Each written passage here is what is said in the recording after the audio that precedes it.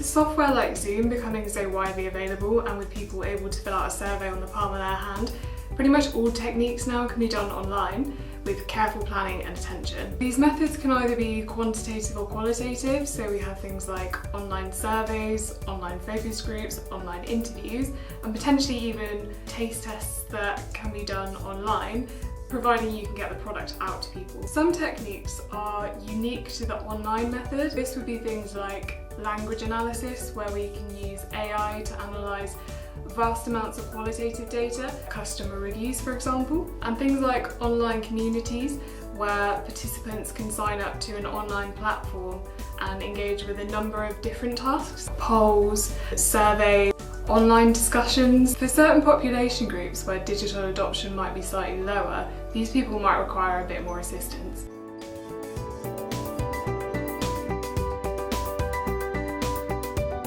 As with any research methods, online methods have their advantages and their disadvantages. So some of the advantages are it really extends your reach of participants, so you can select not just from people in big cities able to get to a certain venue at a certain time, but you can pick from participants all over the country. It can also make it easier to engage with respondents over an extended period of time, so things like online communities, you can speak to individuals every day to see how a product or brand interacts with their everyday lives, rather than just getting a snapshot like you would from a focus group. Online research tends to be faster to organise, and also you can save on costs like transport and venue hire.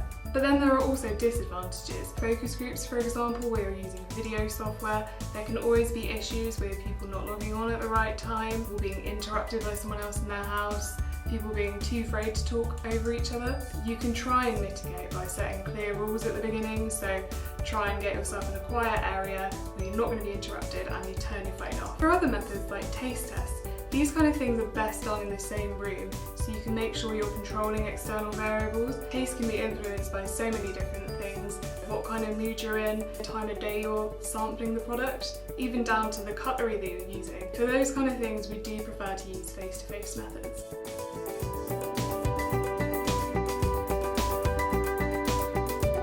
Preparation is key. Whenever we're doing an online focus group or interview, we always make sure we do a video call with the respondents beforehand. We can make sure they've not got any technology issues, also that they're comfortable talking in front of the camera. During online focus groups, we always make sure we have the moderator and then 1 or 2 research assistants also on the call. These people can liaise with the participants directly on the chat function of the group, make sure they're not facing any technological issues. It's also useful to have these research assistants on the call so they can message the moderator directly and make them aware of a couple of respondents aren't engaging as much as they should be, let the moderator know if there's a specific question that they've thought of that would be worth asking.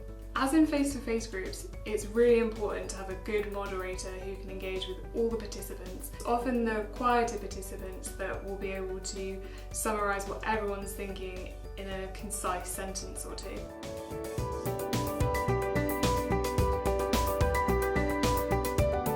You need to think about what you need to know versus what might be nice to know. It's very easy to make a survey too complex and try and cover too much. You really want to make sure that the second half of the survey isn't going to be boring for participants and they're not going to rush their answers. Try and keep the survey as focused as possible and make sure you're realistic with what you want to find out from it from the time that you have available. It's very difficult to design a survey alone. Really, you want to get as many people to look at it as you can. Check things like making sure the wording is clear. You're not using phrases that you might understand but the average consumer might not. Make sure that you've not missed any options off on a closed-ended question that people might want to tick.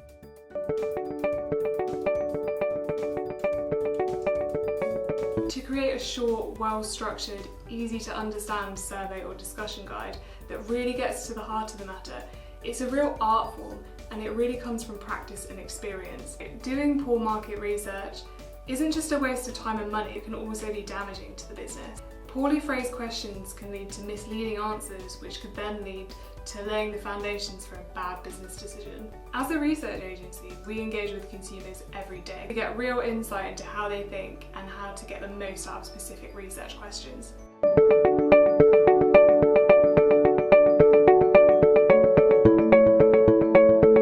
At HRA Global, we're long-standing members of the Market Research Society, so we always make sure we stay up to date with the latest guidance and code of conduct. All our team are put on the MRS pathway. There's no greater reassurance to our clients that we always put standards at the front and centre of all our research projects. We are on the road to B Corp certification. We're always thinking about sustainability within our projects, even when that includes washing out 400 half-eaten sample products.